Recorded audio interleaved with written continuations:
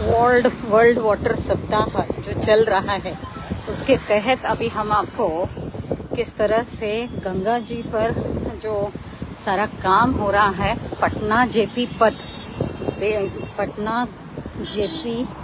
गंगा पथ बोलना चाहिए, तो इसके ऊपर जो काम चल रहा है वो हमारा दिखाने का कोशिश है आप लोगों को।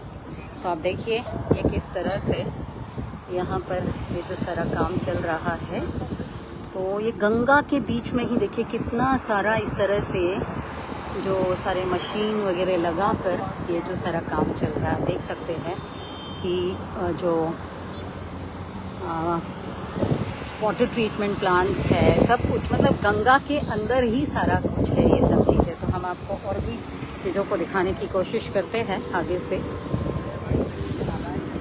यहाँ लोग आते हैं, सब हैं, लेकिन लोगों में जानकारी और जो चीज़ों को समझ होनी चाहिए, ये सब के प्रति जो काम होना चाहिए वो कैसे होना चाहिए और कहाँ होना चाहिए, और इस तरीके की अगर हम डेवलपमेंट कहते हैं और फिर हम उसको ठीक तरह से डेवलपमेंट तो करना चाहते हैं, लेकिन अगर हम उसको सही तरीके से मैपिंग करके और सही तरीके से चीज़ों को नहीं करते तो उसका क्या अंजाम होता है वो आप सब देख सकते हो।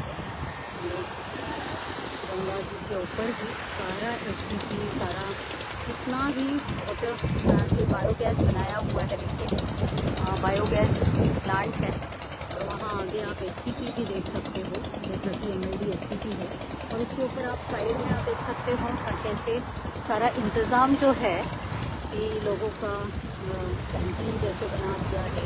कचरे की तो हालत देखिए, और ऊपर से यहाँ जो सारा ये जो मैं अभी प्रोमेनेड के ऊपर भी हूँ, ये सारा कुछ भी जो रोड बना है जेपी गंगा पथ, ये सारा कुछ नदी के ऊपर। इसी वजह से आप देखो सिल्टेशन हो जाने से किस तरीके का काम होने लग जाता है फिर, और सिल्टेशन करके, और गवर्नमेंट खुद ही अगर इस तरीके की चीज़ों को करती है तो फिर उसका क्या नतीजा होगा आगे चल के आप समझ लीजिए।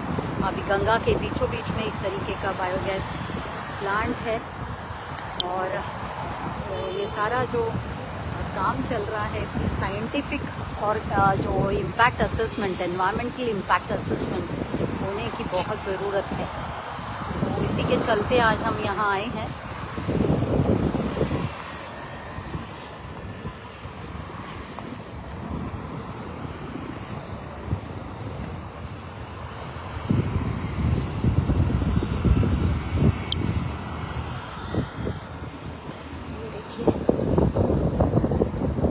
और भी आगे लेके जाएंगे। ये तो पूरा बायोगैस प्लांट है यहाँ पे, ये देखिए इस तरीके का सारा नदी के ऊपर ही सारा जो काम चल रहा है।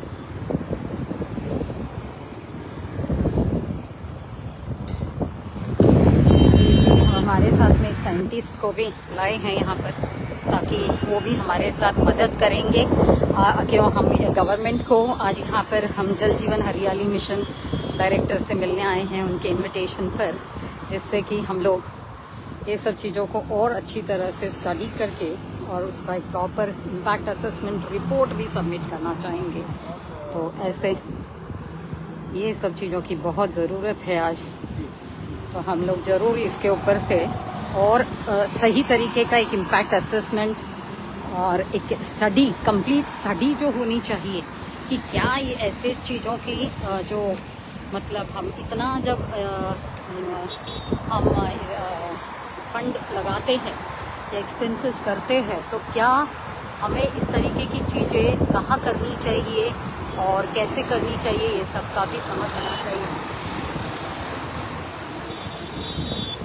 गोपाल शर्मा जी, ये जो 30 mld है ना, 25 mld का है, तो ये भी कैसे मतलब किन लोगों से ये कराया होगा? मतलब NIT ही ये करती है इसके लिए अप्रूवल, या IIT पटना, या कौन करता है? किसका परमिशन या किसका अप्रूवल, डिज़ाइन अप्रूवल वगैरह होता है, ये सब के बारे में। क्योंकि अगर इतना सिल्टेशन है, और आज तो AI का ज़माना है, मशीन लर्निंग का ज़माना है, DEM प्लस QGIS, ArcGIS, सबसे ये सब चीज़ों की बहुत अच्छी तरह से स्टडी हो सकती है, और फिर इसके बारे में नदी के बीचों बीच में ये होना ही नहीं चाहिए। हाईकोर्ट की खुद की भी जजमेंट्स है जहाँ कहा है कि नदी के ऊपर तो ऐसी चीज़ें होनी नहीं चाहिए कुछ भी। एक छोटा सा इवन कुछ लोगों ने तो कार स्टैंड वगैरह बनाया था, उसको तक डिमोलिश किया गया है और बहुत जगह पे बाकी चीज़ों को भी। लेकिन इतनी बड़ी एक गवर्नमेंट का प्लांट बनता है, ये बायोगैस मेरे ख्याल से जो इलेक्ट्रॉनिक है उसको कन्वर्जन के लिए किया होगा उन्होंने। ये अच्छी चीज़ है, ऐसे नहीं कि ये अच्छा नहीं है, ये अच्छा है, बहुत अच्छा। अगर ऐसे भी किया है तो इसके मदद से ही वही इलेक्ट्रिसिटी ग्रिड इलेक्ट्रिसिटी जनरेशन हो के और वो एसटीपी को हो सकता है सपोर्ट के लिए होगा, जो मैं समझ रही हूँ। लेकिन नदी के बीचों बीच में इस तरीके का बनाना जिसकी वजह से सिल्टेशन और बढ़ चुका है, ये कहीं भी जस्टिफाई होता नहीं है ना। हम चाहेंगे, हम तो समझते हैं कि अभी यहाँ पे गवर्नमेंट भी बदलने को है और बहुत सारा डेवलपमेंट जरूर होगा और नेक्स्ट आने वाली गवर्नमेंट भी ये सब चीज़ों पे ध्यान देगी कि नदियों के ऊपर इस तरीके का कोई भी स्ट्रक्चर ना हो। नदी को अपनी जो नदी की जगह है, नदी की जो राइट्स है, नदी का जो एक अपना कैरेक्टर है, बिहेवियर है, वो सब को आराम से फूलने फलने दिया जाए, जिससे कि बायोडाइवर्सिटी भी मेंटेन रहेगी। जो हमारे लुप्त होते हुए डॉल्फिन्स और बाकी के जितने एक्वेटिक ऑर्गेनिजम्स हैं वो भी वापस आएँ, नदी में पानी आए। मेन थिंग हमारी बिहार की यही है कि यहाँ के लोग बिल्कुल भी गंगा का पानी तो वापरते नहीं है, सारा बोरवेल का ही पानी से पूरी बिहार चलती है। और उसके बाद में इस तरीके का यही वजह है शायद कि नदी को ख़त्म होते हुए देखकर भी कोई कुछ नहीं बोलता है और इस नदी के ऊपर ही ये सब चीज़ों का ट्रीटमेंट प्लांट वगैरह लगता है। आप समझ लीजिए, जिस गंगा को इतना पवित्र, जिस गंगा के ऊपर सारी दुनिया मानती है कि इसकी पवित्रता और इसका जो इतना रिच रिलीजियस सेंटिमेंट से जुड़ा हुआ, लेकिन उसके ऊपर ही हम इस तरह से मल निसरण का जो काम करते हैं और ये सब का प्लांट लगा रहे हैं, तो ये बहुत ही दुर्दैव है। ये कब का बना हुआ है? 2023 में बना है। 2023 से बना है। वैसे तो मुझे बहुत अच्छा लगा कि इस तरह से ये बायोगैस प्लांट के साथ में वो बनाया है, जो कि मैं हमेशा हर जगह इस चीज़ के लिए हमेशा बात करती हूँ कि इसी तरीके का सब होना चाहिए। लेकिन ये जो जिस तरह से नदी के बीचों बीच में लगाया, ये बहुत ही गलत काम है और ऐसे होना तो नहीं चाहिए। और भी इसकी एक्सटेंशन और भी कुछ प्लान्स है, लेकिन कोई भी प्लान डेवलपमेंट का ये दिख नहीं रहा है, जिस वजह से आप देख सकते हो कि कितना सिल्टेशन बढ़ता चला जा रहा है। पहले भी हमने जेपी गंगापत का आप लोगों को दिखाया था कि जो रिवर फ्रंट और बाकी चीज़ों को किस तरह से होने की वजह से कैसे इम्पैक्ट हो रहा है, तो वही आज भी दिखाने की आप लोगों को कोशिश है। तो देखिए, अभी हो सकता है कि बिहार की जनता और पटना की जनता ये सब समझे, जितने इंजीनियरिंग कॉलेजेस है, स्कूल कॉलेजेस है, वो भी समझे नदी के बारे में जो काम कर रहे हैं, या बायोडाइवर्सिटी बोर्ड है, या फिर जैसे फॉरेस्ट डिपार्टमेंट है, नदी के जितने भी डिपार्टमेंट्स है, वाटर सप्लाई डिपार्टमेंट है, वो स्टॉर्म वाटर डिपार्टमेंट्स है, वो सब ने ये सब के बारे में अभी सोचना है। क्योंकि आज जिस तरह से क्लाइमेट चेंज हो रहा है, जिस तरह से परिवर्तन हो रहा है सारी चीज़ों में, जो पर्यावरण में, उसको मद्देनजर रखते हुए ये सब चीज़ों का इतना सारा लागत से, करोड़ों के लागत से ये तो लगाते हैं, फिर कहेंगे कि ये सब फ्लड आने से ये सब खराब हो गया, टूट गया, ख़त्म हो गया।